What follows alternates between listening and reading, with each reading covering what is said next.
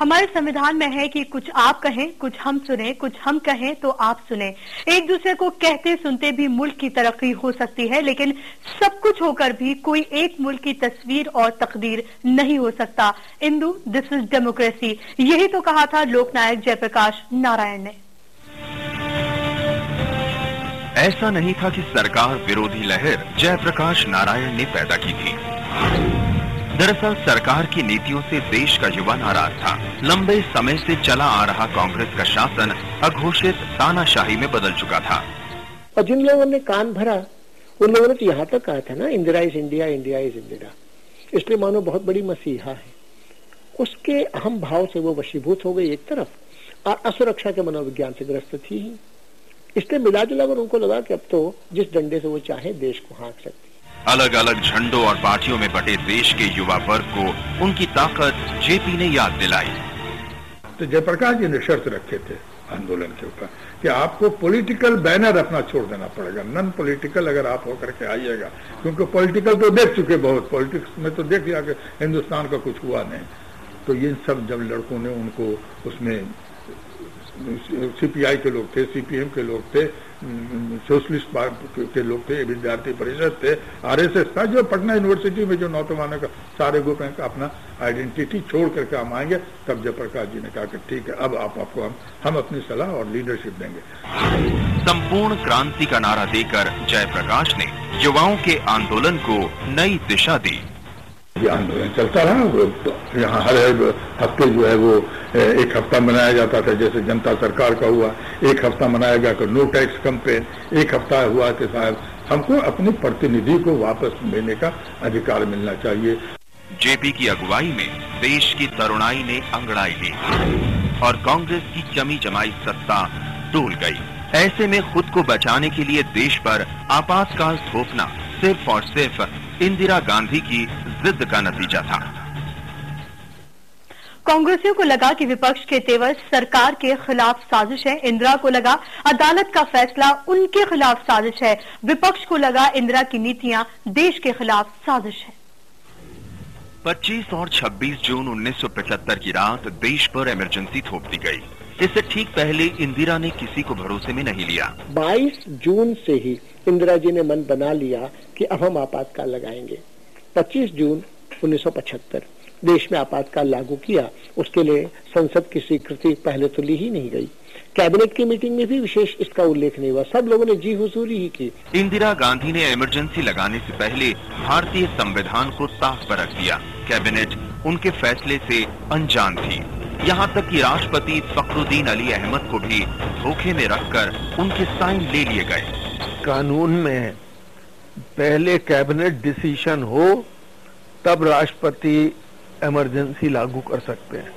उन्होंने जाके राष्ट्रपति फखरुद्दीन अली अहमद थे, उनको जाके ये समझाया कि नहीं, आप पहले दस्तखत कर दीजिए, फिर हम कैबिनेट से सुबह करा लेंगे। ये बिल्कुल गैर कानूनी था, लेकिन उन्होंने भी दब के कर दिया। और जिसकी वजह, अगर वो कैबिनेट की पहले मीटिंग होती तो शायद वो कैबिनेट इमरजेंसी लगाने की बात नहीं सोच पाती, लेकिन उन्होंने उसको इस ढंग से उलट करके कर दिया। देश भर में इमरजेंसी थोपने के लिए इंदिरा के कुछ खास सलाहकार काफी सक्रिय थे, जिनमें एक थे सिद्धार्थ शंकर रे, जिन्होंने राष्ट्रपति को भेजने के लिए इमरजेंसी ड्राफ्ट तैयार किया था। हर दौर के अपने किस्से होते हैं, अपनी कहानियां होती हैं। इनसे बहुत आगे उस दौर में जीने वालों के सीने में दफन वो हकीकत होती है जिनके सबूत नहीं मांगे जाते, उन्हें सिर्फ देखा और सुना जाता है। आप भी देखिए और सुनिए दौरे इमरजेंसी के वो कड़वे सच। देश में इमरजेंसी लागू होते ही बड़े बड़े नेताओं की गिरफ्तारियों का सिलसिला शुरू हो गया। जो जहां था वहीं गिरफ्तार कर लिया गया। देखिए, ओम प्रकाश कोहली जी और बाकी लोगों के पास एक सूची थी अध्यापकों की, 182 अध्यापकों की सूची थी जिन्होंने पिछले कार्यक्रम में शिरकत की थी। बस पूरे 182 लोगों को रात भर में गिरफ्तार किया गया। बड़े बड़े नेता आपको मालूम ही है, सब लोग बेंगलुरु में भी कुछ लोग थे, उसमें अडवाणी जी वगैरह बेंगलुरु जेल में बंद हो गए थे। सिर्फ शक भर से किसी भी आम खास को गिरफ्तार किया जाने लगा। मीडिया की स्वतंत्रता भी जाती रही। अगले दिन अखबार एकदम ही मौन थे, मूक थे, केवल सरकारी प्रेस रिलीज ही अखबार में आ रही थी। जिनको झुकने को कहा गया वो तो रेंगने से लगे थे। ऐसा एक बार आपातकाल में मीडिया के बारे में भी कहा है लोगों ने कि they were asked to bend and they crawled. धर पकड़ और आरोपी बनाने का ऐसा सिलसिला चला कि आम लोग तो एक तरफ, अदालतें भी स्तब्ध रह गईं। मैं तो छोटे छोटे देखता हूँ, जैसे हमारे प्रोफेसर रघुवंश थे इलाहाबाद विश्वविद्यालय, वो हिंदी के थे, बहुत वरिष्ठ थे। उनके ऊपर आरोप लगा दिया गया, ये तो रेल की पटरी तोड़ रहे थे। बाद में जब कोर्ट में जाकर हाजिर किया गया उनको, उन्होंने दोनों हाथ दिखाए, जो अपंग थे दोनों हाथ से। तो उनका कि महाराज ये तो हमको बताइए, मैं कैसे रेल की पटरी इस समय छू भी नहीं सकता, उखाड़ कैसे सकता हूँ। तुरंत खारिज किया गया। पटना में था, तपेश्वर गांधी को पकड़ा था और उसके ऊपर आरोप लगा था कि नौबतपुर में रेलवे लाइन उखाड़ रहा था और जिंदा मुर्दाबाद कर रहा था इंदिरा गांधी का। तो तपेश्वर गांधी ने कहा कि हुजूर बड़ा अच्छा होता अगर मैं रेलवे लाइन उखाड़ पाता, क्योंकि हमारे नौबतपुर तो रेलवे लाइन पहुंची ही नहीं है। उसी आपातकाल में बरेली का वीरेंद्र अटल है, उसके उंगलियों के नाखून उखाड़े गए थे।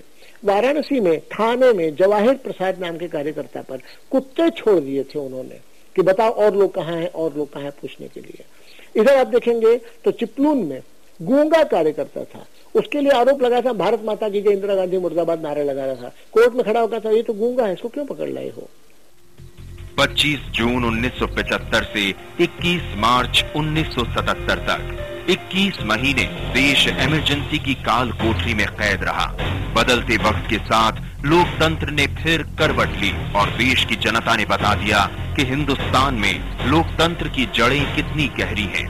संसद में कांग्रेस के सदस्यों की संख्या 350 से घटकर 153 पर सिमट गई।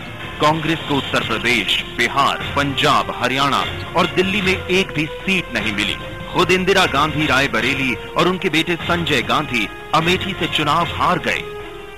जनता पार्टी की अगुवाई में बनी नई सरकार ने आपातकाल के दौरान लिए गए फैसलों की जांच के लिए शाह आयोग गठित कर दिया। और अभी यहाँ रुकेंगे एक और बहुत छोटे से विराम के लिए। विराम के बाद आपको बताएंगे इमरजेंसी के और पहलुओं के बारे में।